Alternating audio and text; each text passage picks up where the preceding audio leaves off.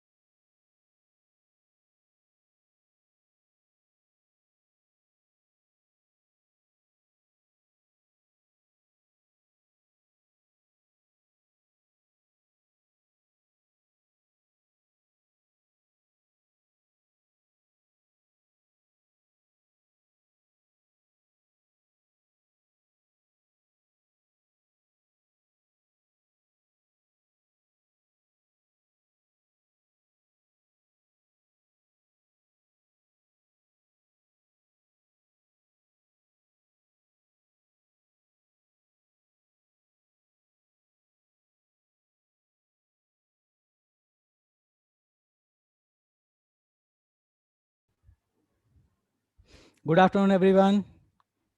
प्रत्युष कहाँ है हीरो? अरे क्या हो गया, क्या कंफ्यूजन हो गया था? अच्छा, सौरभ गुरुजी बोल दिए क्लास नहीं हो गया, ऐसा है क्या?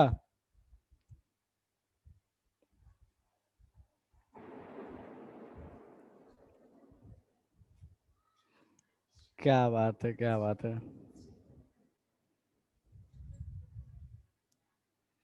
बाकी जनता तो गायब है, सो गई है ना। क्लास नहीं होगा तो छोड़ो यार, क्या ही करना। मस्त सोते हैं दिन में खाना खा के। हाँ, घर पे मस्त पकौड़े बने होंगे, ठूसना है, ठूस के सो जाना है, और क्या है ना। अच्छा अच्छा, मम्मी खाना बनाई होंगी, घर पे तो रहना है आपने को, क्लास वास तो जाना नहीं है।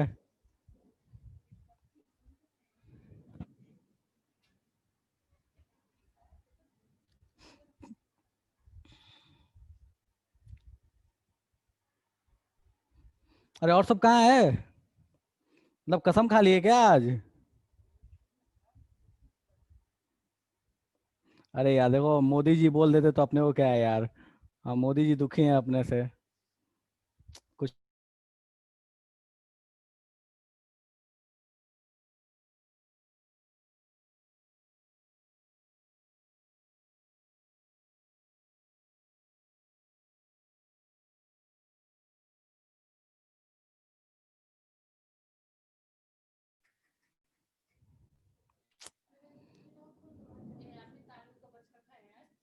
हम्म।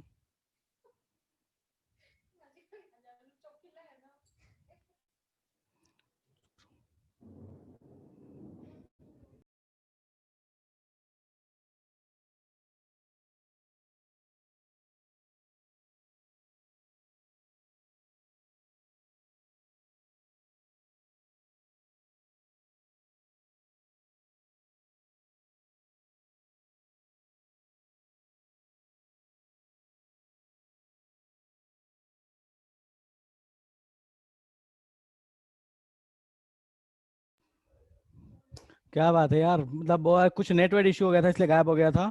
अभी आ रहा है ऑडियो वीडियो सही से? प्रत्युष, ऑडियो वीडियो सही से आ रहा है बेटा?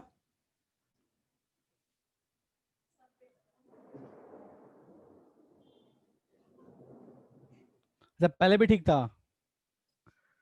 यार कुछ तो गड़बड़ हुआ है। अभी भी ठीक है, चलो यार। कुछ तो बीच में नेट गायब हो गया, लाइट एक्चुअली में कट गई थी यहाँ पे।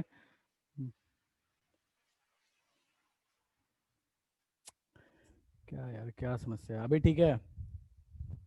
चलो ठीक है। ये लाइट का भी अलग टवा है यार, ये बारिश वारिश तो इरिटेटिंग। सुबह से परेशान हूँ मैं। चलो ठीक है, जनता आ गई लगता है काफी सारी। यार ये देखो भला, इंद्र देवता भी पता नहीं क्या ही चाहते हैं। चलो ठीक है, ओके, कोई बात नहीं, फाइन। तो जनता काफी गायब है यार, अभी भी नहीं आई है। तो सही में सो गए क्या? चलो ठीक है, एनीवेज। ठीक है, अपन क्लास स्टार्ट करते हैं। ठीक है, चलो। लास्ट क्लास तक कहाँ थे हम लोग? तो सर लास्ट क्लास तक अपन पढ़ रहे थे, हम बात कर रहे थे आइसोमर्स के बारे में। आइसोमर्स के बारे में कहाँ तक पहुंच चुके थे सर? ठीक है, आइसोमर्स के बारे में पढ़ रहे थे, और आइसोमर्स के बारे में कहाँ तक पहुंच चुके थे? तो अपना ज्योमेट्रिकल आइसोमर्स हो चुका था। ऑप्टिकल में हम पढ़ रहे थे सिमेट्रीज के बारे में, कि भैया सिमेट्री क्या होती है, कैसा होता है। ठीक है, इन चीजों के बारे में अपन देख रहे थे। ठीक है, तो अपन फटाफट आते हैं। मैं स्क्रीन शेयर कर रहा हूँ और काम शुरू करते हैं। ठीक है, अब जितने लोग हैं कोई बात नहीं, अपन उतने लोग में स्टार्ट करते हैं क्लास फटाफट।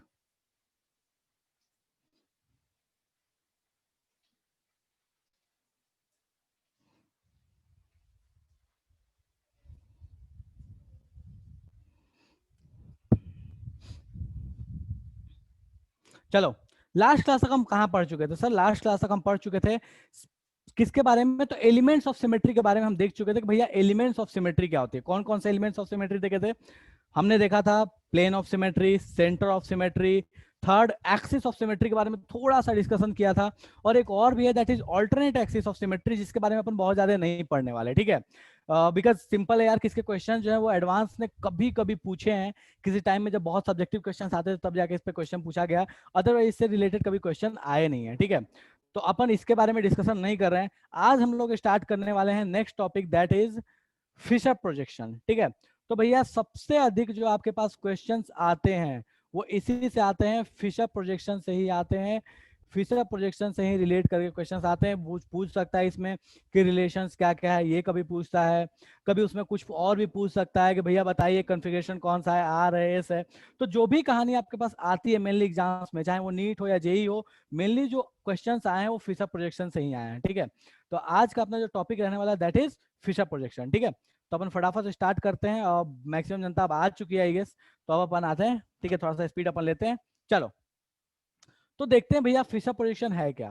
तो देखो, फिशर प्रोजेक्शन एक सिंपल तरीका है, सिंपल तरीका है 2D रिप्रेजेंटेशन का। ठीक है,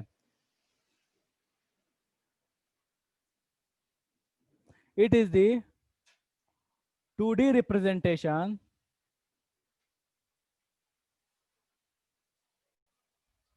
ऑफ 3D स्ट्रक्चर। ध्यान रखना ये क्या है, 3D स्ट्रक्चर का 2D रिप्रेजेंटेशन जो होता है उसी को अपन क्या बोलते हैं? फिशर प्रोजेक्शन बोलते हैं। मतलब आपके पास होगा एक्चुअल में जो कंपाउंड होगा वो एक्चुअल में होगा 3D। यार देखो, लाइट नहीं है तो थोड़ा अंधेरा सा है, ठीक है, बट कोई बात नहीं, वी विल मैनेज। ओके, मतलब मैं नहीं दिखूं चलेगा, बट हाँ नेट चल रहा है वो होना चाहिए। ठीक है, चलो डन है। तो अपने पास बात ये है, देखते हैं भैया कि इसको बनाते कैसे, 2D रिप्रेजेंटेशन कैसे करते हैं अपने को, ये अपन देखने वाले हैं। तो मैं फटाफट इसके स्टेप्स बता रहा हूँ। चलो ठीक है, ओके। क्या हो गया भाई, क्या हो गया, क्या हो गया? हाँ, ठीक है। तो पहले देखते हैं कि भैया 2D रिप्रेजेंटेशन किसका बनाने वाले हैं, तो 3D का बनाने वाले हैं। तो अपन कैसे बनाएंगे? तो देखो, मेनली तीन तरह के अपने को देखना है। क्या क्या देखना है? एक तो आपके पास देखना है जो सिंपली 3D में स्ट्रक्चर दिया है उसको अपन कैसे फीचर प्रोजेक्शन बनाएंगे। एक देखेंगे कि न्यूमैन को कैसे फीचर प्रोजेक्शन बनाते हैं, और एक देखेंगे कि अपने को सॉहर्स को कैसे फीचर प्रोजेक्शन बनाते हैं। पिछले वाले जो दो मैंने बोला वो बहुत काम के नहीं है, कभी कभी एग्जाम में आए हैं। अपना जो मेन फोकस रहने वाला है वो है सिंपल 3D पे। ठीक है, न्यूमेन हो या अपने पास जो दूसरा वाला है दैट इज सॉहर्स, वो दोनों भी 3D का ही रिप्रेजेंटेशन तरीका है, बट अलग अलग थोड़ा सा उसमें टेक्निक्स लगा के करते हैं ताकि अपने काम को आसान कर सकें। तो अपन सिंपल आते हैं कि भैया 3D को फिशर प्रोजेक्शन में कैसे कन्वर्ट करेंगे। ठीक है, तो मैं फटाफट आता हूँ, एक 3D स्ट्रक्चर बनाता हूँ यहाँ पे, और देखते हैं भैया कि इसको फिशर प्रोजेक्शन में कन्वर्ट करने के रूल्स क्या होते हैं। अब जो मैं रूल्स बताने वाला उसको याद रखना, रट्टा मार लेना अपने को। रूल्स, जो रूल्स बताऊंगा उनको एकदम बिल्कुल रट्टा मार के बैठना है। ठीक है, तो चलो मैं फटाफट बना रहा हूँ, यहाँ पे ध्यान देना।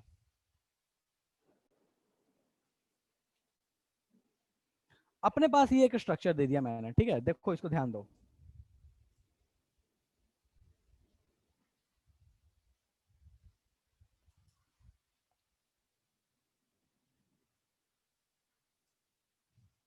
रुक जा। ठीक है, ये अपने को एक स्ट्रक्चर दिया है। अब इसकी कहानी कैसी है मैं थोड़ा सा इसको बता देता हूँ।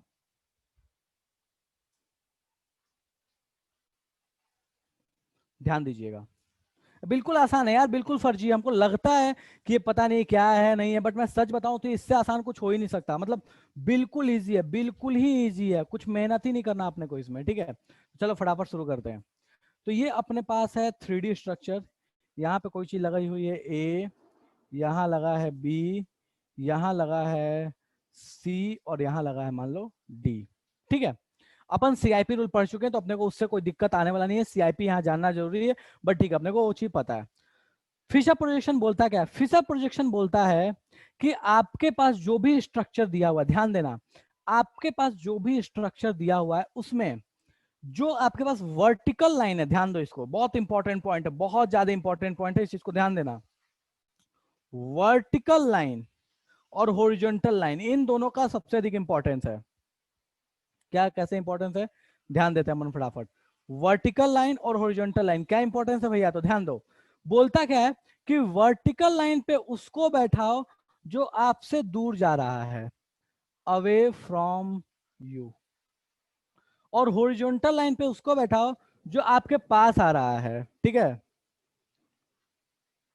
Closer to you. क्या बोला मैंने भैया? जो सीधा वाला है, देखो सीधे डंडे से मार के दूर भगा देना है। ठीक है, तो एक डंडा सीधा है, उसे मार के क्या करोगे, दूर भगाओगे। तो सीधा डंडा जो है वो क्या करेगा, आपको दूर भेजेगा। लेकिन जो हॉरिजॉन्टल डंडा है वो आपको क्या लेके आने वाला है, पास लेके आने वाला। तो इस चीज को एकदम ये मतलब एकदम याद कर लो, एकदम कंठा होना चाहिए। वो था ना वो गांधी जी का तोता, वो गांधी जी का तोता जैसा याद होना चाहिए कि वर्टिकल अवे फ्रॉम दू, हॉरिजॉन्टल क्लोजर टू यू। ठीक है, तो भैया चलो बनाते हैं। तो हुआ क्या इस स्ट्रक्चर में, मैं 1 मिनट में एक चीज करता हूँ, ये मुझे चैट नहीं दिख रहा है यार, तो मैं फिर से शेयर कर दे रहा हूँ ताकि मुझे चैट देखने में समस्या ना हो। 1 मिनट रुक जाओ।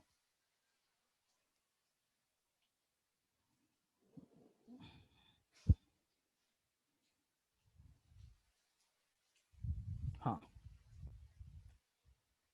ठीक है, तो मान लो कि इस केस में क्या हुआ, कुछ ऐसा है, देखो एकदम प्यार से देखो इसको, बहुत आसान है यार। हमें लगता है कि पता नहीं इसमें क्या करना नहीं करना, कोई अलग से कोई तरीका लगाना, कोई अलग एकदम परम ज्ञान लगाना, ऐसा कुछ भी नहीं है। बहुत ही आसान, लिटरली बहुत आसान है। देखो मान लो कि यहाँ पे आप खड़े हो गए, यहाँ पे मान लो प्रत्युष खड़ा है। ठीक है, यहाँ पे मान लो प्रत्युष खड़ा है। ठीक है, यहाँ पे प्रत्युष खड़ा है। ठीक है, अब प्रत्युष खड़ा होकर इस स्ट्रक्चर को देखेगा। ठीक है, इस स्ट्रक्चर को ऐसे देखेगा कि हॉरिजॉन्टल वाले पे चीजें अंदर जाती हुई दिखे, सॉरी वर्टिकल वाले पे चीजें अंदर जाती हुई दिखे, और हॉरिजॉन्टल वाले पे चीजें बाहर आती हुई दिखे, ऐसे देखना है। ठीक है, तो देखो प्रत्युष ऐसे देख रहा है कि इसको ये जो है, ध्यान देना, इसको ये ए और बी जो है, इस पॉइंट से ध्यान देना, देखो इस पॉइंट से ध्यान दो कि इसको इस पॉइंट के रिस्पेक्ट में वो देखेगा तो उसको क्या दिखेगा कि यार ये वाला जो ए और बी है, इसको ध्यान दो, बहुत इंपॉर्टेंट चीज है, ध्यान दो। इसको ए लगेगा अंदर साइड जाते हुए, बी लगेगा अंदर साइड जाते हुए, और बिल्कुल स्ट्रेट लाइन पे दिखेगा। ठीक है, तो इसको क्या बोलेगा प्रत्युष कि भैया मेरे लिए ए और बी कहाँ जा रहा है, अंदर साइड जा रहा है और बिल्कुल स्ट्रेट लाइन पे है। तो इसको देखो कैसे बोलेगा प्रत्युष, देखो इसको कैसे, प्रत्युष को ये कैसे कहानी दिखने वाली है, ध्यान देना। प्रत्युष को ये कहानी कैसे दिखने वाली है, प्रत्युष को कुछ ऐसा दिखेगा कि भाई साहब ये जो सीधी लाइन है, देखो 1 मिनट यार, ये क्या है, इस अलग ही विंडो का समस्या है। ठीक है, हाँ, तो ये जो सीधी लाइन है, सीधी लाइन पे उसको क्या दिखेगा, ए और बी दिखेगा। तो प्रत्युष ने क्या बोला कि भैया देखो जो सीधी लाइन है उस पे मुझे दिख रहा है ए और बी, यहाँ पे दिख रहा है अपने को ए और इसको नीचे में दिख रहा है बी। ठीक है, उसके बाद जो इसका हॉरिजॉन्टल लाइन है, उस हॉरिजॉन्टल लाइन पे प्रत्युष को क्या दिखने वाला है, तो प्रत्युष को हॉरिजॉन्टल जो लाइन है उस पे क्या दिखने वाला है, तो राइट साइड में दिखेगा डी और लेफ्ट साइड में दिखेगा सी। मैं इसको थोड़ा सा और एक अलग तरीका से बना के आपको समझाता हूं कि ये कैसे हो सकता है। ठीक है, ये तो मैंने बिल्कुल आसानी से आपको बना कर दिखा दिया कि भैया देखो ये कैसे बनेगा, लेकिन मुझे पता है कि बहुत लोगों को ये भेजे में नहीं गया होगा कि सर ये इसको कैसे बना दिया, इससे मतलब ये कैसे इसमें कन्वर्ट हो गया, ये मेरे को समझ में नहीं आया। तो देखो मैं प्रत्युष को एक अलग एंगल से भी रख के दिखाता हूँ, देखो प्रत्युष एक अलग एंगल से कैसे देख सकता है इसको। ठीक है, देखो जब प्रत्युष देख रहा था तो मैं उसको 3D में ही बनाने की कोशिश करता हूँ। देखो कैसे, ये जो स्ट्रक्चर है, इस स्ट्रक्चर में कहानी ऐसी है, मैं फिर से रिपीट कर रहा हूँ, इस पॉइंट को बहुत अच्छे से ध्यान देना। देखो इसका फील आना बहुत जरूरी है, अगर फील नहीं आएगा ना तो इसके क्वेश्चंस करने में बहुत बहुत डिफिकल्टी हो सकती है। ठीक है, देखो प्रत्युष इस तरीके से खड़ा है यहाँ पे कि इसको जो ये ए है और ये जो बी है ये बिल्कुल ऐसे सीधे दिखाई दे रहे हैं। ठीक है, मतलब ऊपर में ए दिख रहा है ए और नीचे में दिख रहा है बी, इस तरीके से प्रत्युष को दिखाई दे रहा है। तो देखो मैं इसके लिए एक स्ट्रक्चर बनाने की कोशिश करता हूँ। देखो प्रत्युष को कैसा दिख रहा है, तो प्रत्युष को 3D में कैसा दिख रहा है यही बना रहा हूं मैं 3D बना रहा हूँ, 2D नहीं बना रहा, मैं 3D बना रहा हूँ। ठीक है, तो प्रत्युष को ऊपर साइड में अंदर जाते हुए, ध्यान दो, ऊपर साइड में अंदर जाते हुए क्या दिख रहा है ए, नीचे साइड में अंदर जाते हुए क्या दिख रहा है बी, देखो, और उसको लेफ्ट साइड में कौन दिख रहा है बाहर आते हुए दिख रहा है सी, ध्यान देना, इसको बाहर आते हुए क्या दिख रहा है सी। तो मैं इन सबको भी अभी वेज डैश के फॉर्म में बनाने वाला हूं। ठीक है, तो इसको बाहर जाते हुए लेफ्ट साइड में दिख रहा है सी और राइट साइड में कौन दिख रहा है डी। अब मैं इन दोनों को भी थोड़ा सा इस तरीके से बना लेता हूं।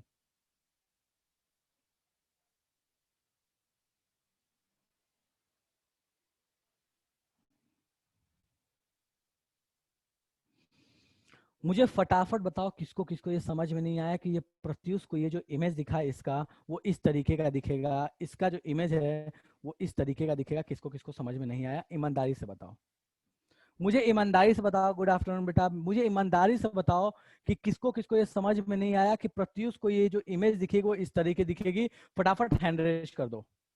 देखो ये नहीं समझ में आएगा तो आगे की कहानी मैं क्लियर बता रहा हूँ गप्पा गोल हो जाएगा, मैं सच बता रहा हूँ, मतलब भेजे में बिल्कुल भी नहीं आएगा। जल्दी से बता दो किसको किसको ये समझ में नहीं आया।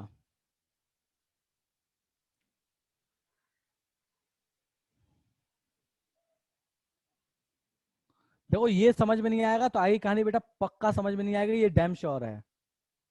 एक बार फिर से रिपीट कर दो।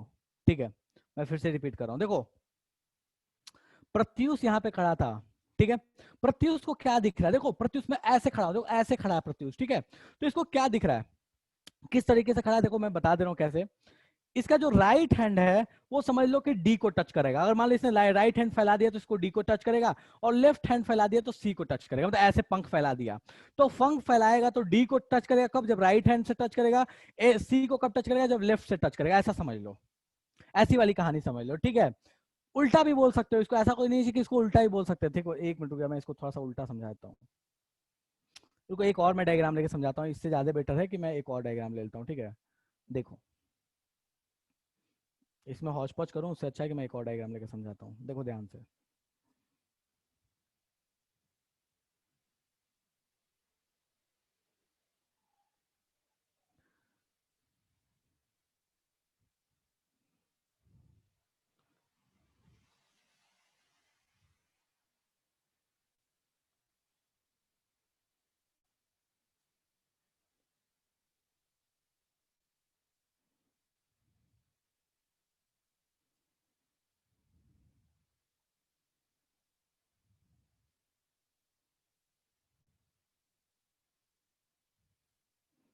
देखो यहाँ पे खड़ा है प्रत्युष, ठीक है,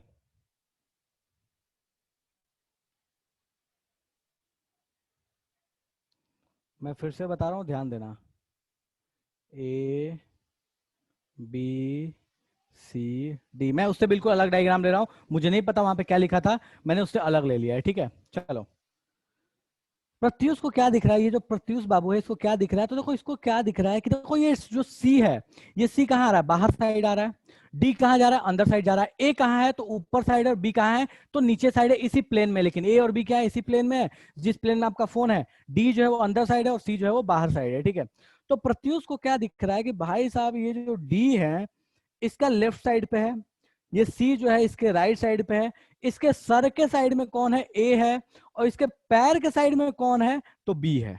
ध्यान दो प्रत्युष जो है इसके सर के साइड में देखो क्या है, मैं जहां बना रहा हूं इसका सर पैर, ठीक है, देखो ये हेड साइड हो गया, ये इसके टेल साइड हो गया, ये लेफ्ट साइड हो गया और ये राइट साइड हो गया। ठीक है, तो राइट साइड कौन है सी है, लेफ्ट साइड कौन है डी है, हेड साइड कौन है ए है, और टेल साइड कौन है बी है। ये क्लियर है, मुझे फटाफट बता दो किसको किसको इस स्ट्रक्चर में समस्या है। डन है, अब देखो यहां ध्यान से, जो आपको ये दिखा, जो आपको ये दिख रहा है ना, बिल्कुल इसी चीज को ना प्रत्युष ने ना फोटो खींच लिया, कुछ नहीं, बस प्रत्युष उसका फोटो खींच लिया। देखो जैसा उसने फोटो खींचा ना वही इसका फीचर प्रोजेक्शन है। बस उसका फोटो खींच लिया, जो फोटो दिखा वही इसका फीचर प्रोजेक्शन है। तो देखो प्रत्युष ने जो फोटो खींचा उस फोटो में कैसे दिखेगा, तो देखो उस फोटो को मैं यहाँ बनाने की कोशिश कर रहा हूँ, ध्यान दो। हेड के साइड इसको क्या दिखा था, ए। टेल के साइड क्या दिखा था, बी। लेफ्ट क्या दिखा था, डी। राइट साइड क्या दिखा था, सॉरी सॉरी सॉरी डी है ना, हाँ ठीक है ठीक है डी है। और राइट साइड बी नहीं, राइट साइड सी है। ओ भाई हाँ। अब मुझे फटाफट बता दो किसको किसको ये खोपड़े में नहीं गया। ये हेड हो गया, ये लेफ्ट हो गया, ये राइट हो गया। अब बताओ किसको किसको समझ में नहीं आया, जल्दी बताओ। कोई ऐसा जो कहना चाहता है कि ये जादू हो गया, कोई भी ऐसा है जो कहना चाहता है ये जादू हो गया, जल्दी बताओ कि ये सब जादू हो गया। ये तो फिशर प्रोजेक्शन हमको समझ में नहीं आया, पता नहीं ये तो क्या ही लगता है। लगता ही नहीं है कि ये इस प्लेनेट का है, ये किस दूसरे प्लेनेट का कॉन्सेप्ट आ गया। चलो यार लाइट आ गई, क्या बात है। हाँ जी, डन है, चलेगा। ये हो गया अपने पास फिशर प्रोजेक्शन बनाने का तरीका, कैसे आप फिशर प्रोजेक्शन 3D से 2D में बनाएंगे। लेकिन देखो समस्या क्या है ना यार, समस्या अपने पास बहुत घंघोर है।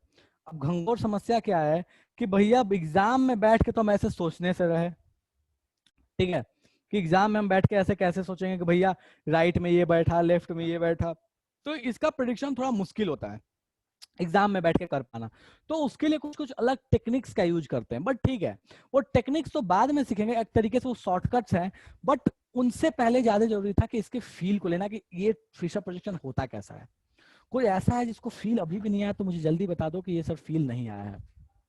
कोई भी ऐसा जिसको लगता है कि सर ये फील नहीं आया तो मुझे फटाफट बता दो, अपन फिर से इस पे बात करेंगे वरना आगे बढ़ेंगे। देखो संचित बोला है फील आ गया, ठीक है, तो मैं मान सकता हूँ चलो उसको फील आ गया, लेकिन मैं सबसे जानना चाहता हूँ भाई कि सबको फील आया या नहीं आया, वरना देखो ये नहीं फील आएगा ना तो आगे बहुत समस्या हो जाएगी, ठीक है, आगे बहुत समस्या हो जाएगी। तो फील नहीं आया तो फटाफट बता देना, अपन फिर से बात करेंगे इस पे।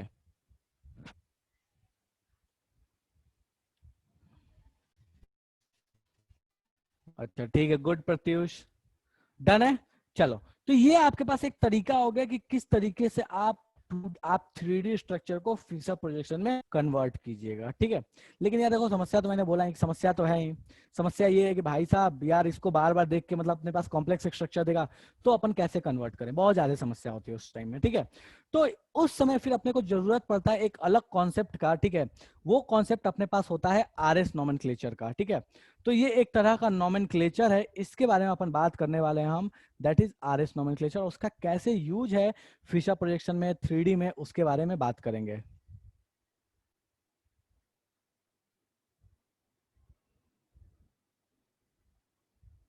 ठीक है, कि भैया RS नोमेनक्लेचर को कैसे अपन इंप्लीमेंट करते हैं 3D या 2D में, ठीक है। तो देखो सबसे पहला पॉइंट, ठीक है, ध्यान रखना जो मैं बताने वाला हूं। अगर आप कभी भी दो बार अगर आप कभी भी दो बार या दो का मल्टीपल टाइम मतलब इवेंट टाइम में अगर आप स्विचिंग करते हो तो स्ट्रक्चर में कोई फर्क नहीं पड़ता। तो मैं यहाँ पे कुछ कुछ चीजें लिख रहा हूँ इस चीज को, मतलब ये ऐसे एकदम हिट पॉइंट्स हैं, इनको बिल्कुल ध्यान रखना है कि इनसे समस्या नहीं होगा। अगर ये नहीं ध्यान रखोगे तो आगे चलकर आपको बहुत ज्यादा चीजें रट्टा मारनी पड़ेंगी। तो इसको ध्यान रखो, ये बहुत जरूरी है, ठीक है। तो इवेंट स्विचिंग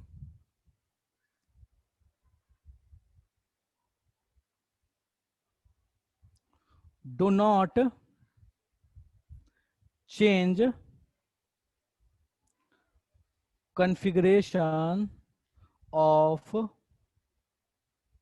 मॉलिक्यूल। अगर आप इवेंट स्विचिंग करते हो तो वो कभी भी आपके कॉन्फ़िगरेशन मॉलिक्यूल के कॉन्फ़िगरेशन को चेंज नहीं करता। एग्जांपल के तौर पे बात करते हैं, 2 बार कर दो, 4 बार कर दो, इनको अगर आप करते हो तो वो कॉन्फ़िगरेशन को कभी भी चेंज नहीं करता है, ठीक है। अब इसका मतलब क्या हुआ ये अभी समझ में नहीं आएगा, जब मैं बताऊंगा एग्जांपल तब समझ में आएगा। बट अभी मैं ये चीज जो बता रहा हूं ये पॉइंट्स ध्यान रखना, ठीक है। और स्विच क्या करेगा भैया, आप अपने को पता है कि यार इवेंट स्विच चेंज नहीं करेगा, तो और स्विच तो डेफिनेटली चेंज करेगा। तो और स्विच चेंजेस कॉन्फ़िगरेशन कैसे, तो भैया इस चीज को ध्यान देना कैसे, तो इनवर्स इनवर्स मतलब क्या हुआ भैया?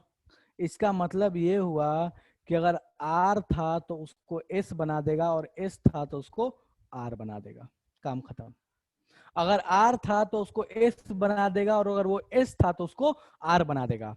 ठीक है। कायरल, ए कायरल, इनके बारे में अभी कोई डिस्कशन नहीं किया। स्टीरियोजेनिक सेंटर, स्टीरियो सेंटर अभी कोई डिस्कशन नहीं किया, तो इसके लिए परेशान नहीं होना। ठीक है सर, ये सब तो हमने को पता ही नहीं है। ठीक है, तो अभी आने वाला है आपका, परेशान नहीं होना। ठीक है, पहले अपने को आरएस देख लेना है कि आरएस भैया होता क्या है। ठीक है, तो इनवर्स हो जाता है, और स्विचिंग में इनवर्स हो जाता है, और इवेंट स्विचिंग में कुछ नहीं होता, और ये हमेशा वैलिड है। हमेशा का मतलब क्या है कि चाहे आप 3D ले लो, चाहे आप 2D ले लो, मतलब चाहे आप फेसर प्रोजेक्शन ले लीजिए, चाहे आप 3D में कोई भी स्ट्रक्चर ले लीजिए, ये 700 सत्य है कि अगर 2 बार आप एक्सचेंज करोगे तो कोई फर्क नहीं पड़ेगा, सिंगल एक्सचेंज करोगे तो फर्क पड़ेगा, बहुत फर्क पड़ेगा। सीधे क्या हो जाएगा, उल्टा हो जाएगा। ठीक है, तो चलो भैया समझते हैं इस आरएस का मतलब क्या हुआ। ठीक है, चलो। तो देखो आरएस का मतलब क्या होता है। आरएस का मतलब होता है कि भाई साहब, अगर आपके पास कोई कार्बन है, कोई कार्बन है, और इस कार्बन से जुड़े हुए 4 अलग अलग ग्रुप्स हैं, ध्यान देना, इस कार्बन से जुड़े हुए 4 अलग अलग ग्रुप्स हैं। अब आने लगा आपका सारा का सारा कहानी। इस कार्बन से जुड़े हुए 4 अलग अलग ग्रुप्स हैं। ठीक है, बोलता है कि अगर आपको कभी कोई जिंदगी में ऐसा कार्बन दिखे, ऐसा कोई भी कार्बन दिखे जिससे जुड़े हुए 4 अलग अलग ग्रुप्स हैं, तो इसको बोलते हैं कायरल कार्बन। ठीक है, कायरल कार्बन। पहली चीज, 4 डिफरेंट ग्रुप्स।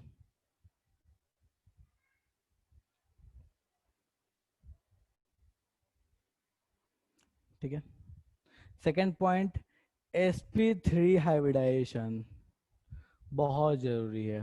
ठीक है, अच्छा, कभी कभी ऐसा भी एग्जाम में क्वेश्चन आया है कि पूछ दिया कि भैया कार्बन, उसमें ये नहीं बोलेगा कि बताओ इस कंपाउंड में कितने कायरल कार्बन है।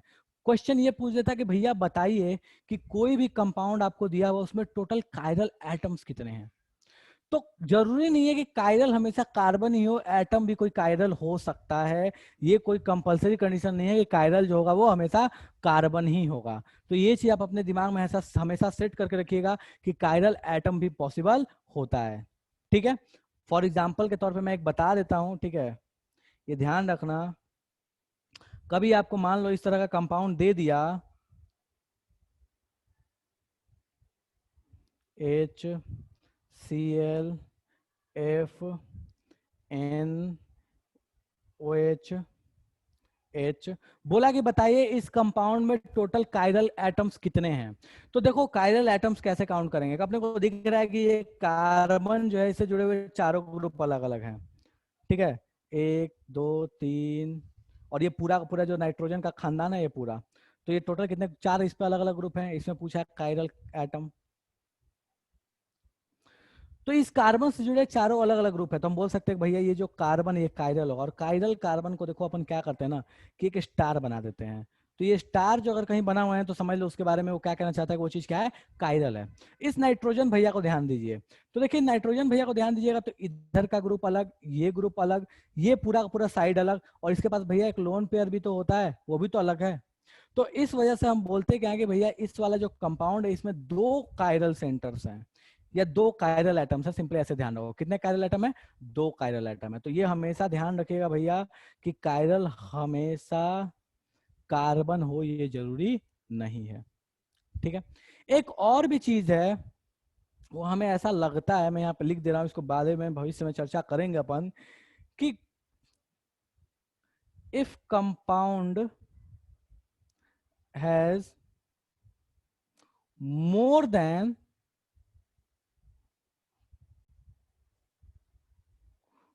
2 or more than 2 chiral carbon,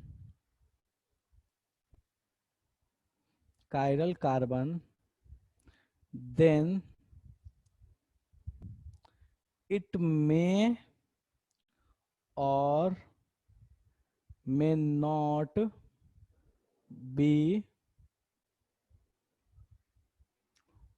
optically active.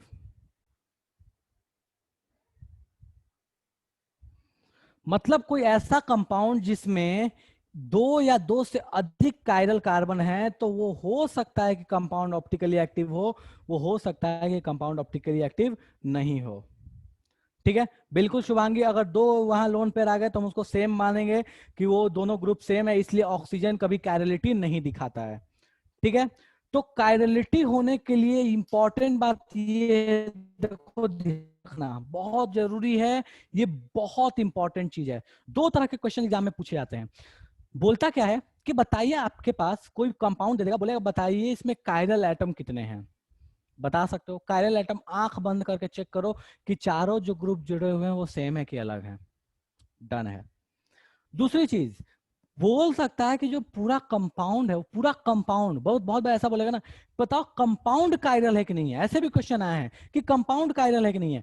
तो कंपाउंड कायरल है कि नहीं है, और अगर उसमें दो से अधिक कार्बन एटम है तो लोग सोचने लगते हैं यार ये कंपाउंड कायरल पूछ रहा है और दो से अधिक कार्बन एटम है, तो मैं किसके लिए बताऊं। मान लो दो मिल गया, एक उसमें कायरल एक नहीं है, अब मैं बताऊं कि नहीं बताऊं कि कायरल हुआ कि नहीं हुआ। तो कभी कंपाउंड कायरल है कि नहीं अगर ये पूछ दिया तो उसका मतलब ये होता है कि वो ऑप्टिकल एक्टिविटी दिखाएगा या नहीं दिखाएगा।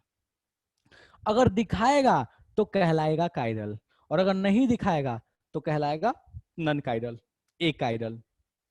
ठीक है, तो आपको ये ध्यान देना होगा कि भैया आपको बस सिंपल सा ऐसे चेक कर लेना है कि अगर आपके पास कोई कंपाउंड है, दूसरी चीज, अगर आपके पास, सॉरी क्या बोला था, अगर आपके पास कोई कंपाउंड है तो वो कायरल कब होगा, तो चेक करो कि वो ऑप्टिकल एक्टिविटी दिखाएगा नहीं दिखाएगा। कब दिखाएगा नहीं दिखाएगा वो बात की बात है, वो हम बाद में चेक करेंगे कि तरीका क्या है। बट हाँ, ऑप्टिकल एक्टिविटी से डिफाइन होगा कि कायरल होगा या नहीं होगा। डजंट मैटर कि उसमें कायरल कार्बन कितने हैं, पहली चीज।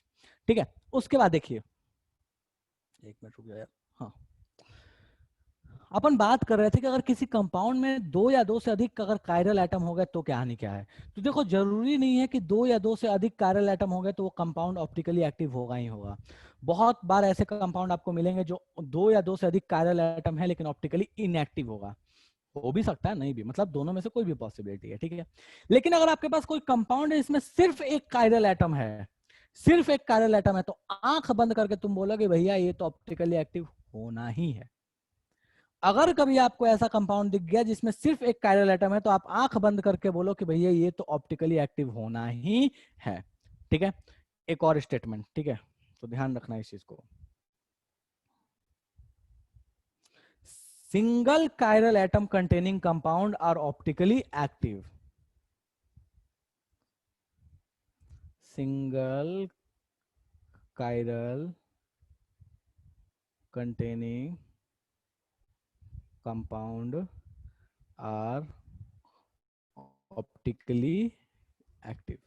ठीक है, अगर एक कायरल है वहां पे, एक सिंगल कायरल एटम, यहाँ पे एटम लिखना छूट गया, ये ध्यान रखना। Single chiral atom containing compound are optically active. ठीक है, चलो नेक्स्ट थिंग।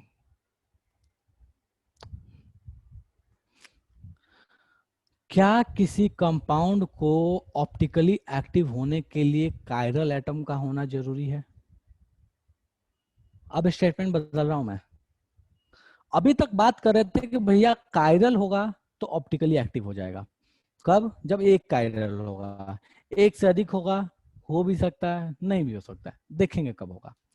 लेकिन अगर आपने से बोल दिया कि भाई साहब अगर आपके पास कहानी ऐसी है कि कोई कंपाउंड ऑप्टिकली एक्टिव है, कोई कंपाउंड ऑप्टिकली एक्टिव है, तो क्या वहां कायरल कार्बन होगा? ये जरूरी है? ऐसा जरूरी नहीं है। मतलब बहुत सारे आपको ऐसे भी ऑप्टिकली एक्टिव कंपाउंड मिलेंगे जिसमें कायरल कार्बन नहीं है, बावजूद इसके वो ऑप्टिकली ऑब्वियस है, ऑप्टिकली एक्टिव है। ठीक है, तो ये कोई कंपलसरी कंडीशन कभी नहीं होता कि अगर आपके पास कोई ऑप्टिकली एक्टिव कंपाउंड है तो उसमें कायरल कार्बन होगा ही। हो भी सकता है, नहीं भी हो सकता। ठीक है, और ये नहीं मत बोलना कि सर बिना कार्बन का कंपाउंड हुआ तो भैया कार्बन वाले ही कंपाउंड भी आपको ऐसे मिलेंगे जिसमें कोई कायरल कार्बन नहीं है फिर भी ऑप्टिकली एक्टिव हो सकते हैं। तो पॉसिबिलिटी ये है, इस चीज को आप हमेशा ध्यान रखिएगा। ठीक है, तो ये हो गया अपने पास कायरल कार्बन की कहानी कि भैया कायरल कार्बन का मतलब क्या होता है। ठीक है, चलो अपन बात कर रहे थे आरएस नोमेनक्लेचर पे। तो अपन जब भी आरएस नोमेनक्लेचर करते हैं तो सबसे इंपॉर्टेंट चीज है कि हमेशा कायरल कार्बन का ही करते हैं, हमेशा वो कायरल कार्बन का ही करेंगे। कोई ऐसा कार्बन जो कायरल नहीं है हम उसके बारे में कभी आरएस नोमेनक्लेचर नहीं करेंगे।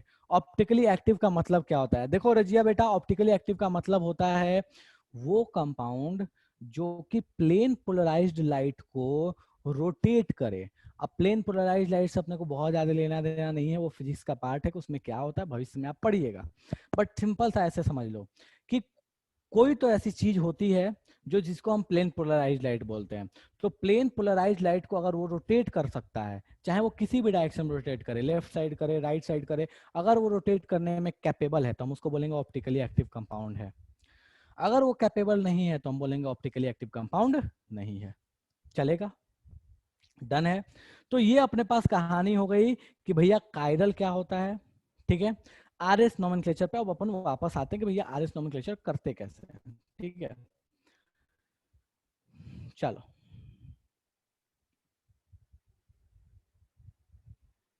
देखो, मैंने क्या बोला कि भैया आरएस नोमेनक्लेचर होने के लिए आपके पास कार्बन का कायरल होना बहुत जरूरी है। तो ये ध्यान रखना कि कार्बन कायरल नहीं है तो उसका आरएस नोमेनक्लेचर नहीं होगा। ठीक है, चलो भैया, तो हम एक कोई भी कार्बन लेते हैं, उसका स्ट्रक्चर बनाते हैं और देखते हैं कि भैया नोमेनक्लेचर करते कैसे हैं। ठीक है, देखो मैं थोड़ा सा तेज चल रहा हूँ, बट मैं पहले से ही बोलते आ रहा हूँ, फिर से बोल रहा हूँ इस चीज को, तो कोई मतलब नहीं बनता बार बार बोलने का।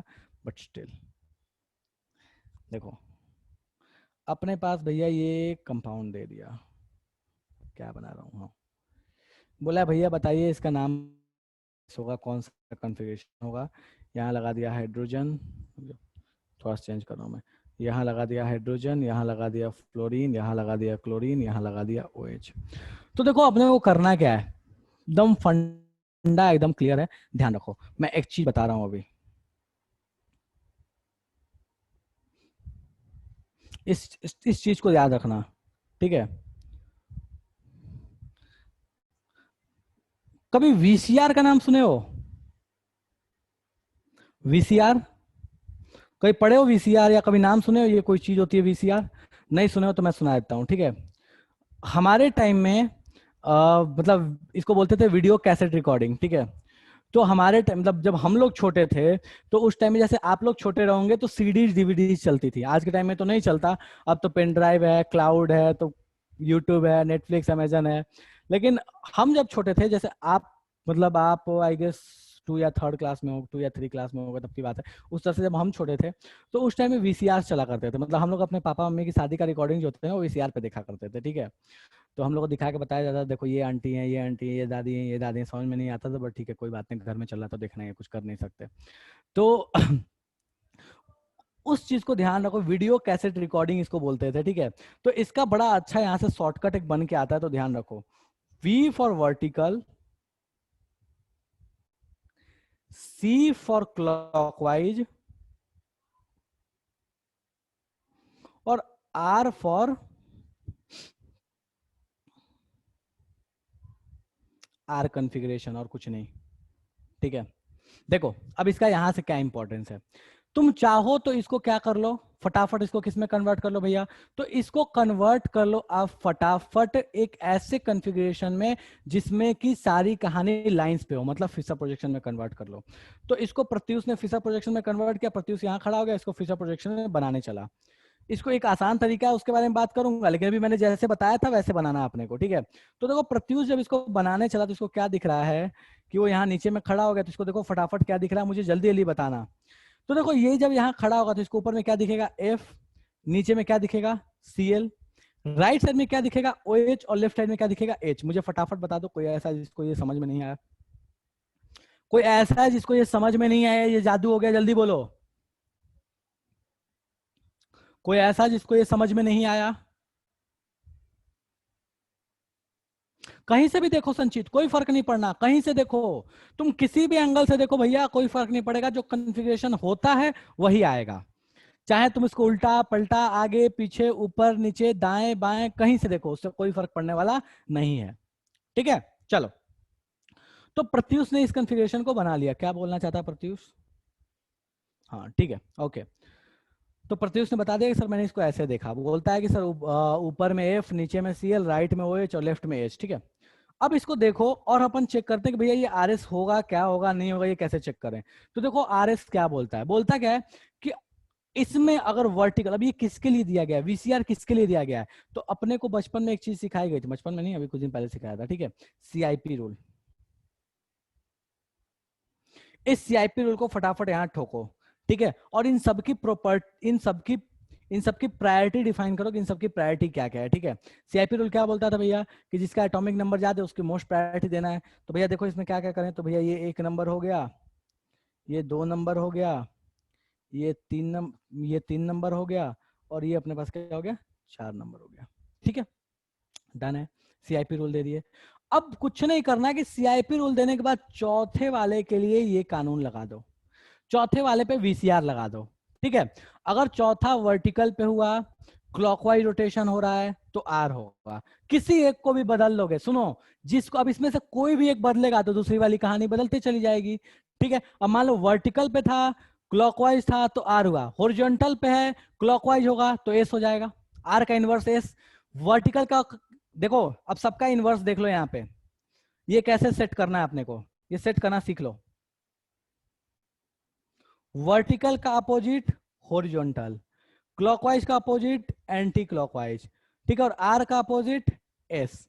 अब यही आपको ध्यान रखना है, इतने में आपका सारा खेल हो जाएगा। देखो कोई भी इसमें से चेंज हो रहा है, लास्ट वाला बदल जाएगा। देखो कैसे, वर्टिकल पहला वाला देखो, vertical clockwise R, vertical clockwise R, horizontal clockwise क्या हो जाएगा, एस।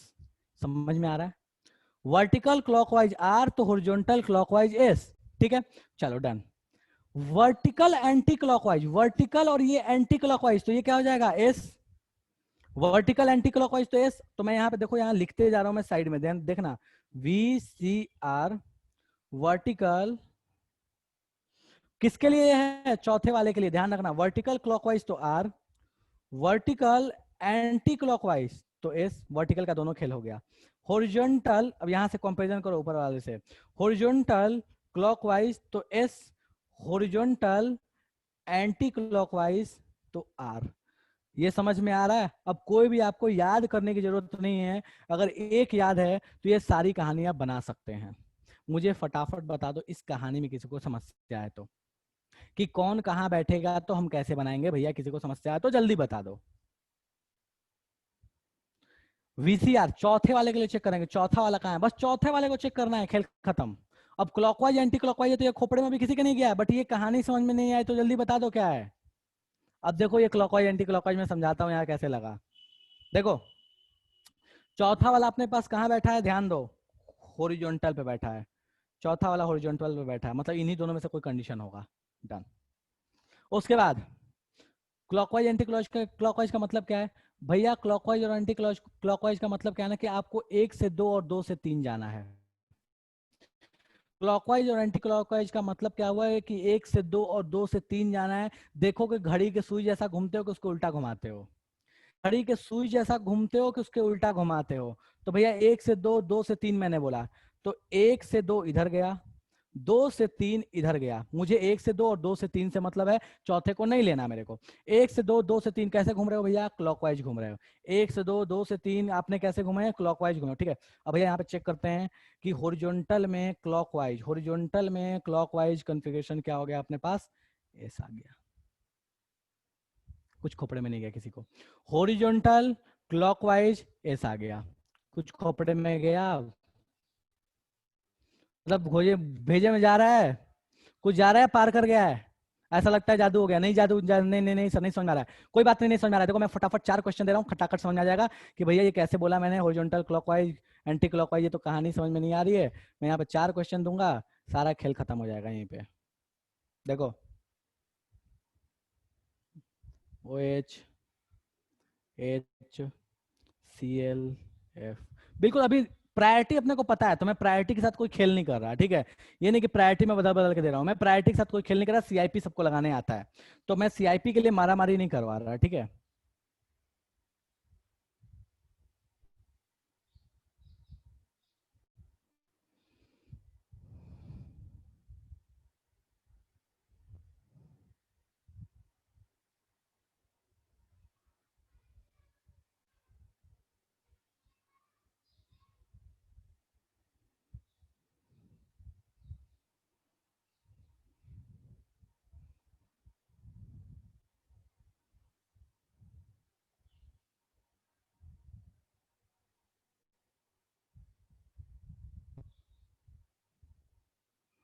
मैंने सबका फिशर प्रोजेक्शन बना के दे दिया, सबका फिशर प्रोजेक्शन, 4 क्वेश्चन आपको फिशर प्रोजेक्शन में मिला है।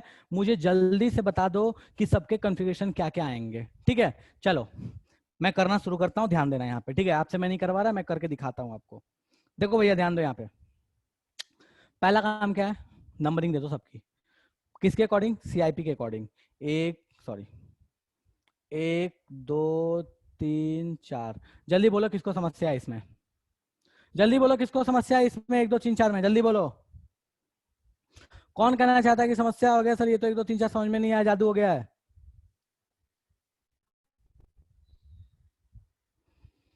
डन है, कोई दिक्कत नहीं है। ठीक है, इस पे आते हैं, 1 2, अरे भैया यहाँ तो गड़बड़ हो गया, ये भी ओएच हो गया, ये भी ओएच हो गया। लगेगा क्या यहाँ पे कोई आर और एस? नहीं भैया नहीं लगेगा, मैंने क्या बोला था, कायरल कार्बन पे नहीं लगेगा, ये तो नालायक कायरल ही नहीं है। तो जब कायरल ही नहीं है तो यहाँ तो आर एस का तो कोई सवाल ही नहीं पैदा होता, मतलब यहाँ पे तो अपने को सोचना ही नहीं है भैया, इसको काट दो, यहाँ कोई आर एस के सवाल ही नहीं आता है। ठीक है, चलो इधर आते हैं, 1 2 3 4, इधर देखो, ये तो 1 2 3 4 करके अच्छे लोग हैं, दे दिया। बोला भैया चेक करना शुरू करो, चेक करो। चौथे वाले को 1 से 2, 2 से 3 घूमना है, चौथे को देखना नहीं है अपने को, चौथा बीच में आए नहीं आए अपने को कोई मतलब नहीं है, चौथे को भूल जाओ, चौथा बस ये डिसाइड करने का काम देगा, ये टेबल डिसाइड करने का काम देगा चौथा, और कुछ नहीं करेगा। ठीक है, तो देखो इस टेबल का इस्तेमाल अपन करते हैं इस आगे वाले में। ठीक है, चौथा का बस काम है इस टेबल को डिसाइड करना। ठीक है, लो ये तो अलग समस्या हो जाता है यहाँ पे, अच्छा छोड़ ध्यान दो, हटाओ, इसको नहीं लेकर आ रहा मैं, हाँ फिर बार बार पीछे करके देख लेंगे। ठीक है, चलो देखिए भैया, अब अपने को दिख रहा है यहाँ पे कि भैया चौथे वाले को तो अपने को देखना नहीं है, तो चौथे वाले को फिलहाल के लिए अपने को कहाँ से कहाँ घूमना है, 1 से 2, 2 से 3 घूमना है। तो 1 से 2, 2 से 3 कैसे घूम रहे हो भैया, ऐसे घूम रहे हो, कैसे घूम रहे हो, ऐसे घूम रहे हो, ऐसे घूम रहे हो, ऐसे घूम रहे हो, मतलब घड़ी ऐसा घूम रहे हो। देखो भैया घड़ी जैसा कौन घूम रहा है, तो भैया घड़ी जैसा घूमने वाला क्लॉकवाइज वाला दो दो है, एक तो ये है और एक तो ये है, तो भैया घड़ी वाला तो ठीक है। अब देखो कि भैया चौथा जो था वो कहाँ लगा हुआ था, तो मेरे को चौथा दिख रहा है हॉरिजॉन्टल पे लगा था, चौथा हॉरिजॉन्टल पे, हॉरिजॉन्टल पे क्लॉकवाइज क्या कॉन्फ़िगरेशन, एस कॉन्फ़िगरेशन। तो अपना पहला वाला कौन सा हो जाएगा भैया, बिना सोचे समझे अपने को बोल सकते हैं कि भैया पहला वाला जो होगा अपने को क्या हो जाएगा, एस हो जाएगा।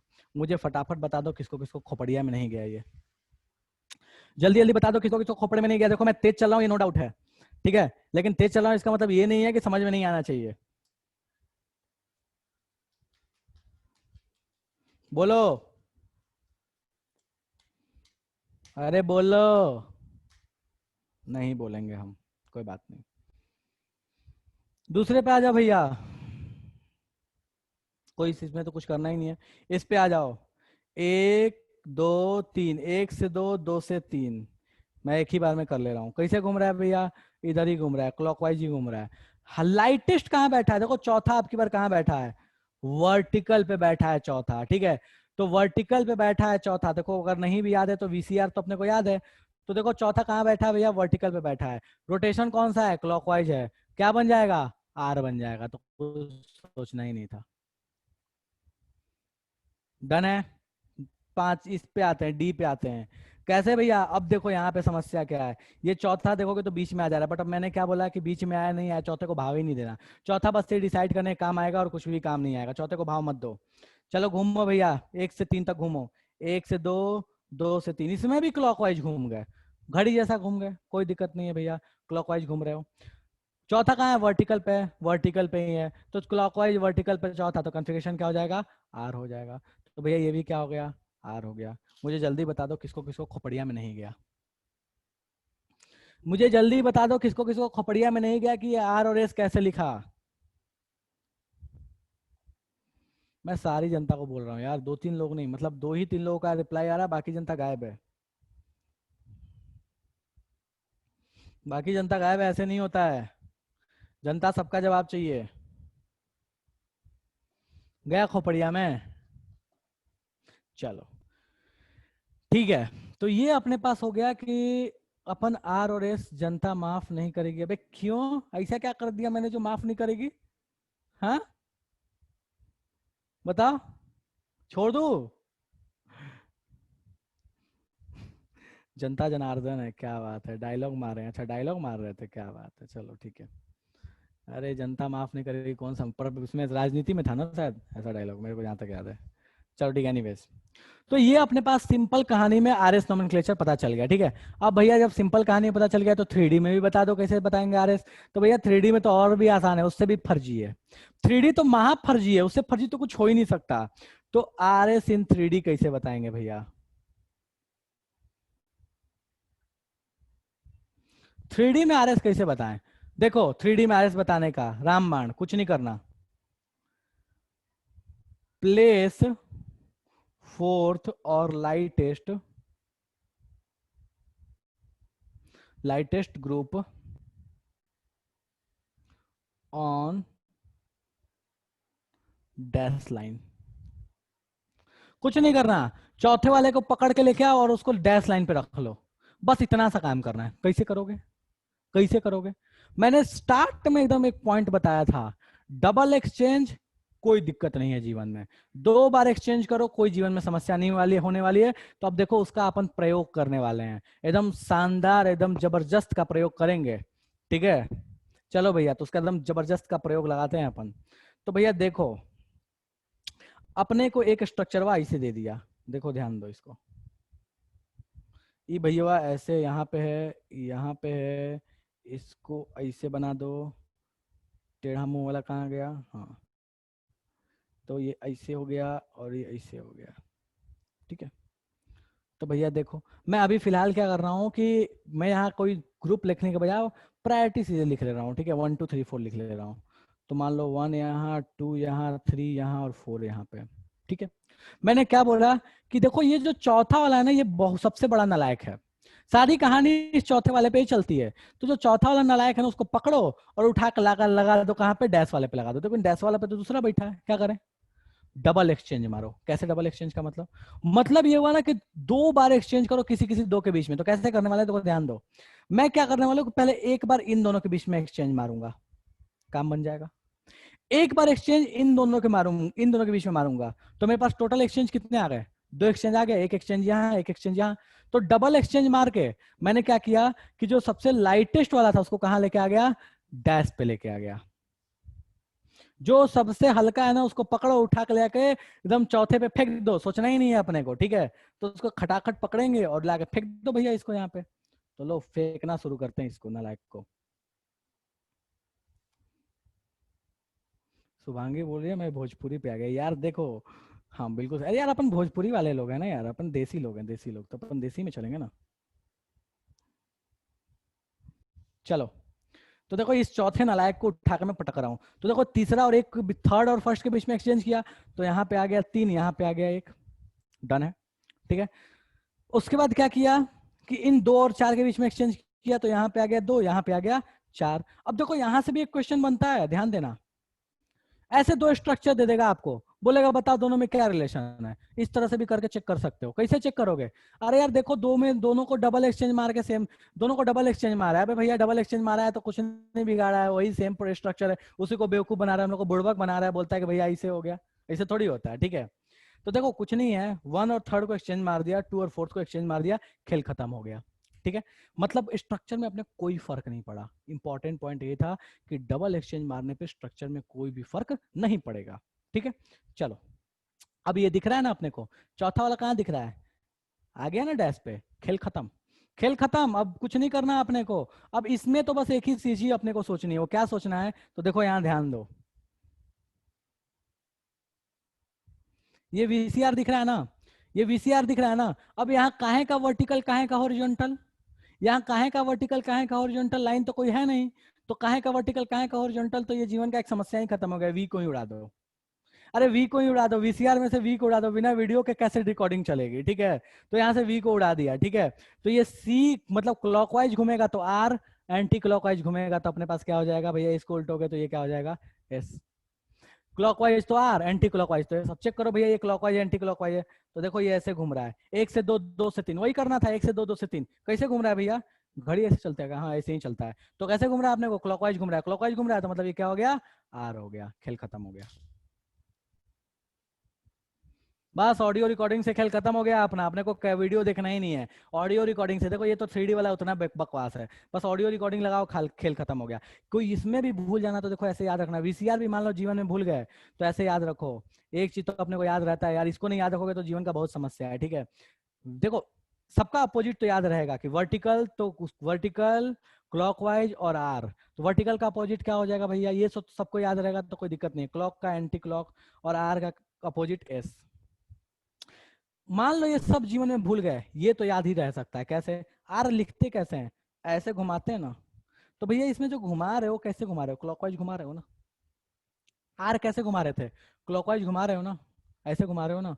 तो ये तो याद ही रह सकता है ना कि क्लॉकवाइज मतलब आर। जीवन का सब सब टेंशन ही खत्म, जीवन का टेंशन खत्म, ठीक है। क्लॉकवाइज घुमा रहे हो आर, मामला सेट हो गया। वर्टिकल फीचर प्रोजेक्शन है तो वहां इंपॉर्टेंस है किसकी, वर्टिकल पोजीशन, वर्टिकल पोजीशन की, ठीक है। और अगर आपके पास 3D है तो वहां इंपॉर्टेंस किसका है, डैश का। डैश पे बैठा देना है।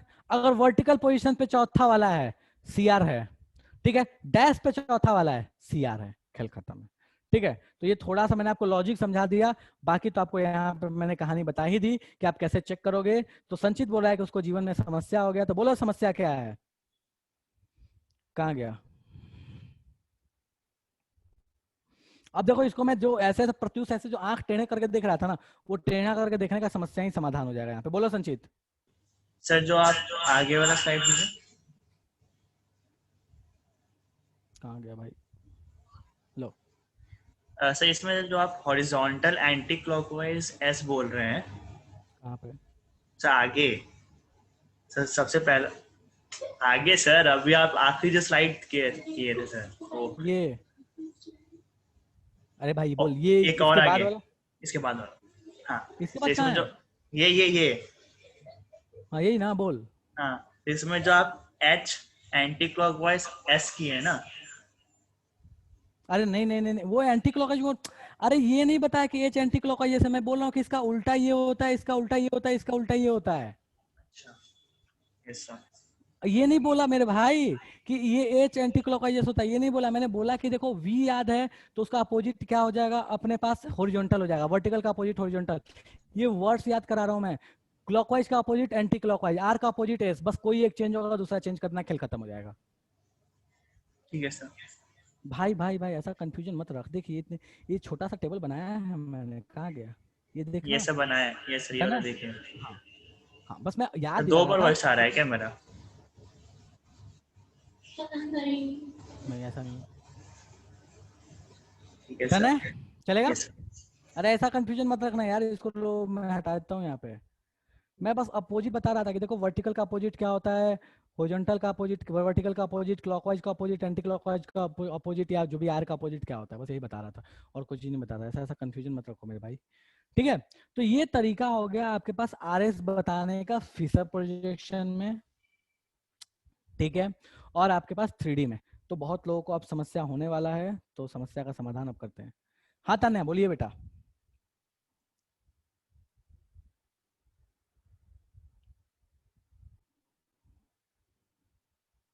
तान्या ऑडियो ऑन कीजिए।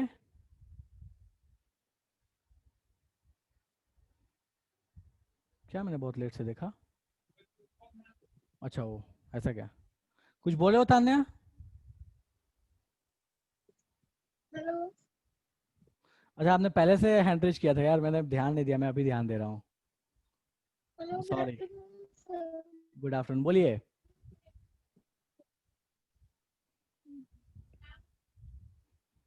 पता नहीं, लगता है मैं बहुत लेट हो गया। ओके रजिया कुछ कहना चाहती है क्या, मुझे मैसेज कर दो। अच्छा जिसको कुछ पूछना है मैसेज कर दो मेरे को, ये हैंड रेज वाली चीज मैं फिलहाल हटा दे रहा हूँ। हो सकता है शायद लोगों ने पहले से हैंड रेज किया था, मैंने ध्यान नहीं दिया, कोई बात नहीं।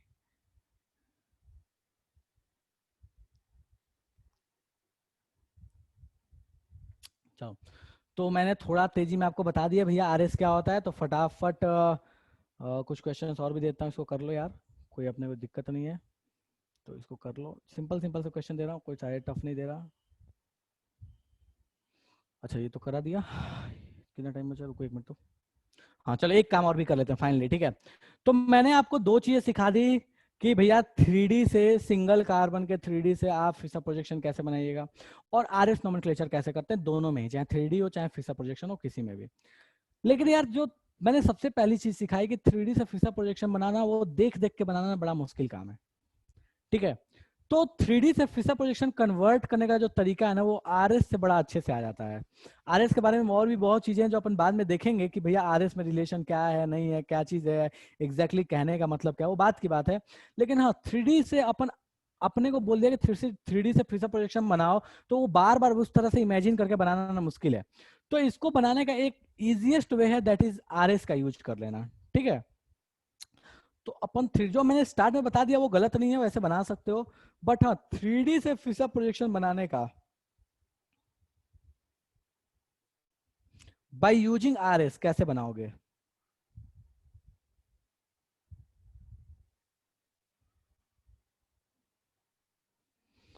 देखो, तो मैंने कोई 3D बनाता हूं और सीधे मैं एग्जांपल के तौर पे आपको बताता हूं कि भैया इसको कैसे सॉल्व करते हैं।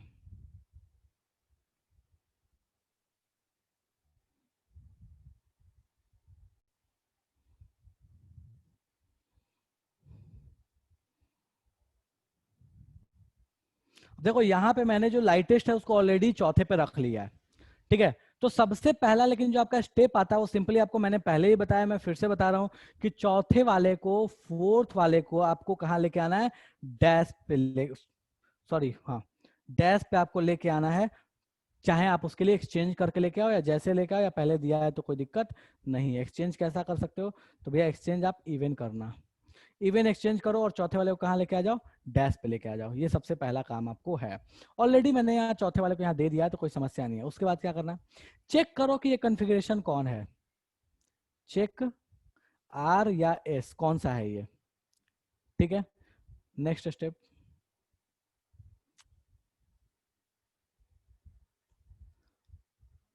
Draw Fischer projection by placing same sequence, ठीक है। अब देखो इसका मतलब क्या हुआ, पहले मैं चेक करता हूँ कि आर एस है। तो मैंने क्या बोला भैया, पहले तो इसकी प्रायोरिटी दो, तो 1 नंबर 2 नंबर 3 नंबर, चौथा अपने पास कहाँ है, यहीं पे, कोई दिक्कत नहीं है। तो भैया ये दिख रहा है कि अपने को ये गोल गोल घुमाओ तो कैसे घूमेगा, तो भैया 1 से जा रहा है 2 पे ऐसे, 2 से आ रहा है 3 पे ऐसे, मतलब ये एस घूम रहा है। तो अपने पास ये कन्फिग्रेशन क्या हो गया, एस हो गया, चलेगा। मुझे फटाफट बता दो किसको किसको समस्या है। क्लॉकवाइज में आर था तो एंटी क्लॉकवाइज में एस होगा, ये बताया है। देखो यहाँ पे ध्यान दो इस पॉइंट को, कहाँ गया, हाँ क्लॉकवाइज में क्या था, आर था, तो एंटी क्लॉकवाइज में क्या हो जाएगा, एस हो जाएगा। कब, जब चौथा पोजीशन जो है वो डैश पे बैठा है।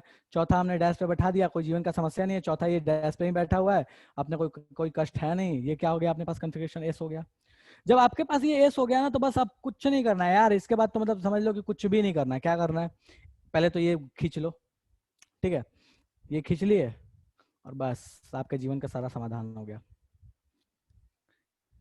आपको ये दिख रहा है ना एस, कुछ नहीं, हमने को एक चीज पता है, क्या पता है भैया, अगर वर्टिकल पे चौथा आता है क्लॉकवाइज घूमता है तो आर कहलाता है।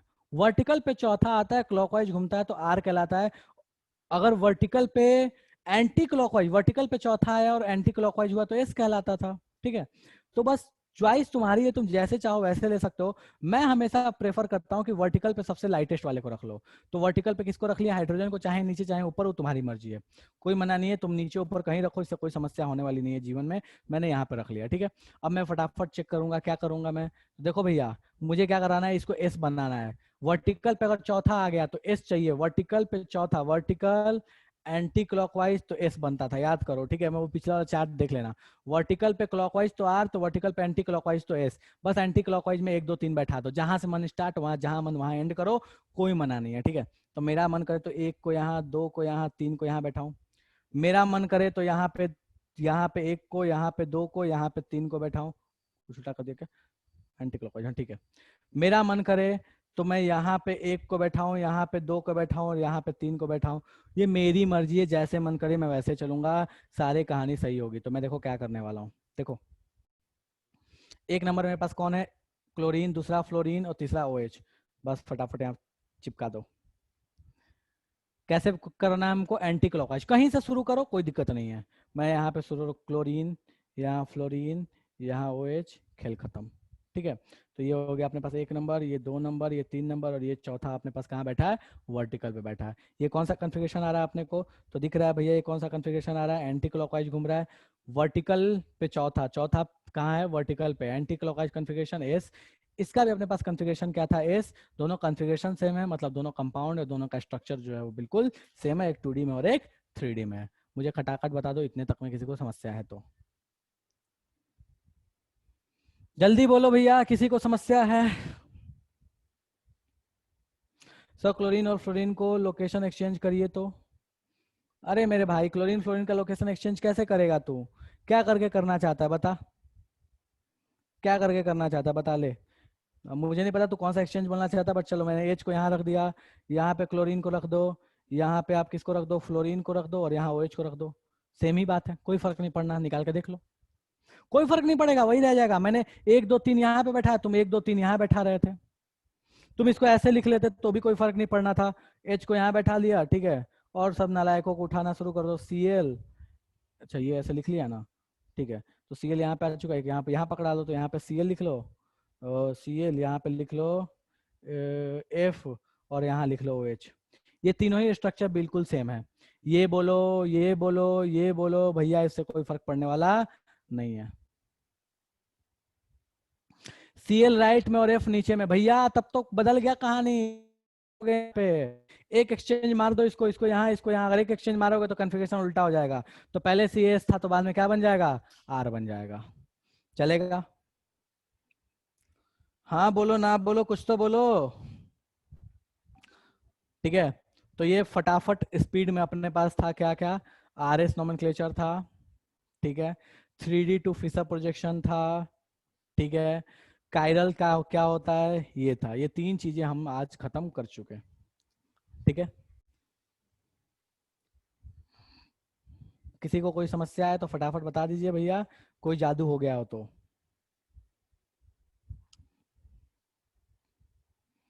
अरे बोल लो, कोई जादू वादू हो गया है तो, नहीं बोलोगे, शालू कुछ कहना चाहती है, शालू बोलो। अच्छा किसको किसको बिल्कुल कुछ भी समझ में नहीं आया, ईमानदारी से बता देना, किसी को बिल्कुल ही समझ में नहीं आया, पूरा कहानी मतलब पूरा क्लास ही जादू हो गया, बिल्कुल पूरा क्लास ही जादू हो गया था।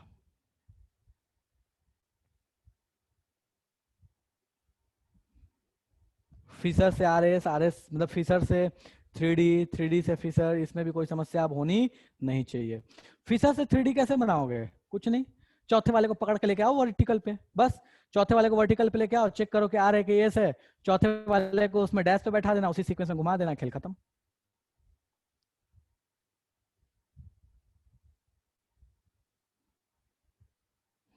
चलो क्या बात है, रजिया बोलिए बहुत समझ में आ गया, शुभांगी बोलिए बहुत सिंपल है, चलो ठीक है, ओके। एक क्वेश्चन है, खेल खत्म होने से पहले, खेल स्टार्ट होने से पहले खत्म हो गया, नहीं यार कहाँ खत्म, कहाँ हुआ, इतना कुछ तो बता दिया, अब क्या क्या चाहता है बता। अब देखो देखो मैं एक चीज अग्री करता हूँ यार, मैं हमेशा बोल रहा हूँ कि मतलब जो आज का आपको क्लास में बताया ना, वो लिटरली 3 4 क्लास की चीज थी, कम से कम 3 क्लास, कम से कम 3 क्लास, जो फैक्ट है वो मैं बता दे रहा हूँ, कम से कम 3 क्लास का था, मैंने एक क्लास में निपटा दिया। तो मेरे साथ भी वो सीन है और आपके साथ भी वो सीन है, दोनों को यार मैनेज करके चलना पड़ेगा, ठीक है। कम से कम 3 क्लास, हो सकता है 3 से ज्यादा जाता, 3 से कम तो नहीं जाता। संचित बोला 20 मिनट का, यार मैं तो नहीं मानता 20 मिनट का, ठीक है, मतलब मैं नहीं मानता, क्योंकि मैंने देखा है यार लोगों को कि मतलब लिटरली वो परेशान हो जाते हैं इस चक्कर में, ठीक है। चलो कायरल कार्बन मैंने आपको सिखा दिया, ठीक है। एक क्वेश्चन दे रहा हूँ, मुझे ये बताना कि ये कार्बन क्या है, कायरल है कि नहीं है, ठीक है।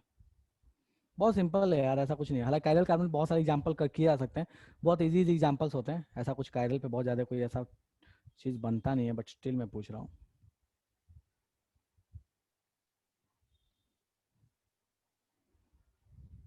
क्या है भाई, बहुत लोगों ने चैटिंग में,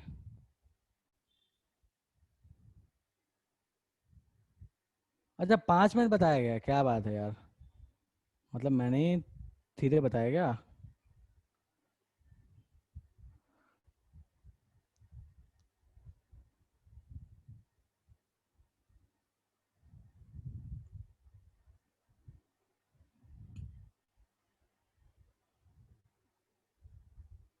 बोला है कि बताओ इस कंपाउंड में कितने कायरल कार्बन है, कितने कायरल कार्बन है अपने पास इस कंपाउंड में।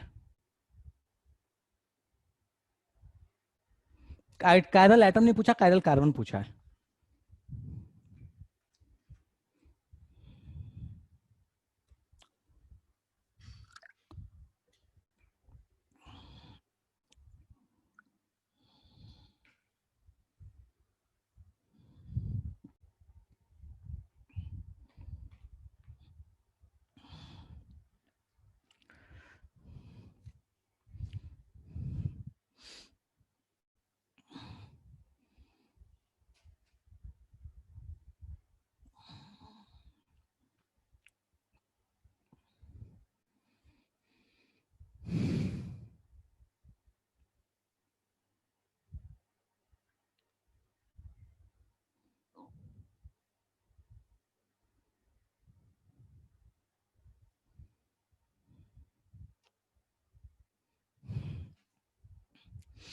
चलो बहुत लोग ने पढ़ा है ना इस चीज को, तो चलो एक क्वेश्चन मैं यहाँ पे देता हूँ।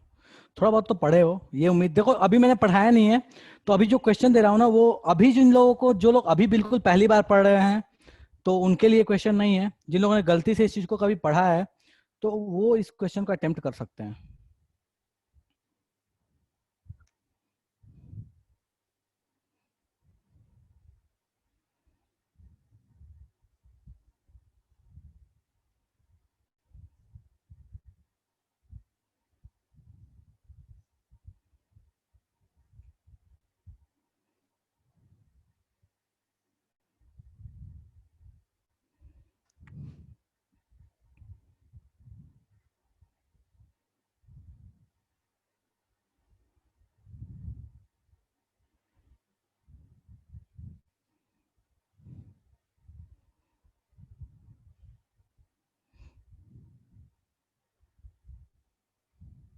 हाँ जी, बोलता है कि इस ए और बी में रिलेशन क्या है, इस ए और बी में रिलेशन क्या है, ठीक है। और इसी में एक सेकंड केस बनेगा ए डैश बी डैश, जिसमें ब्रोमीन की जगह मैं हाइड्रोजन लगाने वाला हूँ, तो मैं उतना मेहनत नहीं कर रहा, मैं यहाँ बगल में हाइड्रोजन लिख दे रहा हूँ। तो वो ए डैश केस है और बी डैश केस है, ठीक है। पहले बताओ कि ए और बी में क्या रिलेशन है, फिर बताना ए डैश और बी डैश में क्या रिलेशन है।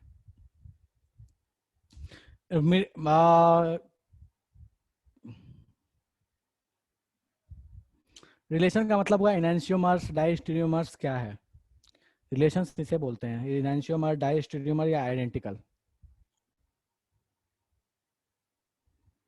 ए और बी क्या है, इनैंशियोमर डाइस्टेरियोमर से आइडेंटिकल।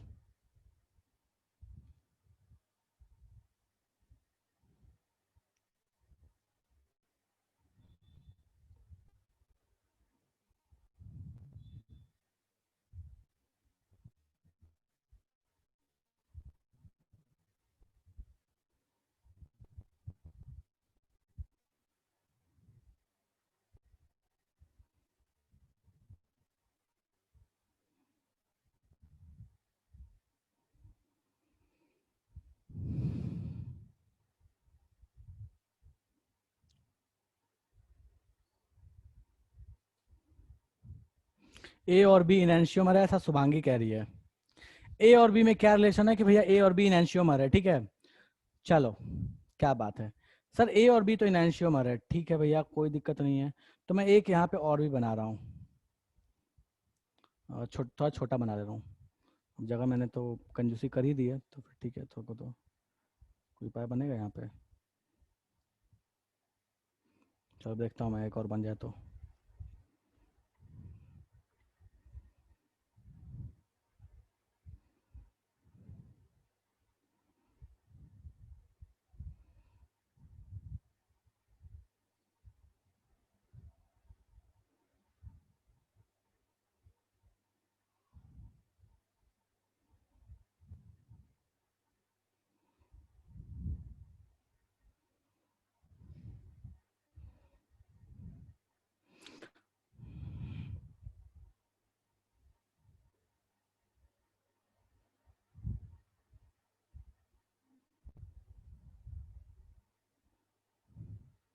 चलो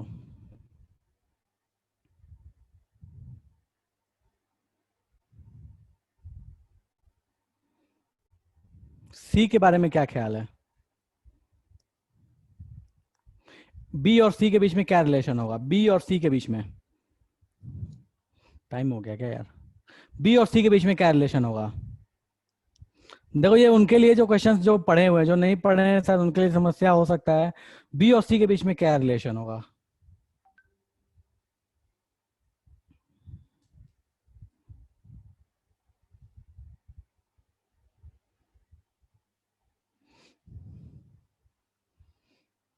इसको हटा दे रहा हूँ, कंफ्यूजन हो रहा है तो इसको हटा देता हूँ, इसमें क्या, लो छोड़, हटाओ, डैश वाली कहानी हटा देता हूँ, बाद में आऊंगा। बी ए सी ए बेटा जी, ए बी सी।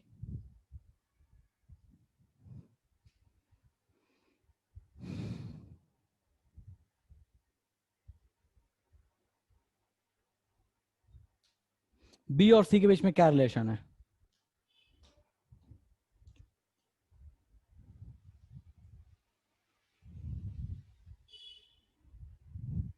कोई बोला है आइडेंटिकल है।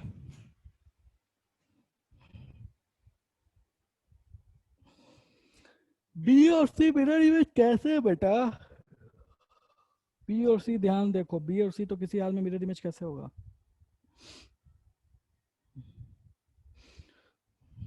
चलो ठीक है, कोई बात नहीं, और टाइम हो गया है, तो मैं अभी फिलहाल छोड़ दे रहा हूँ।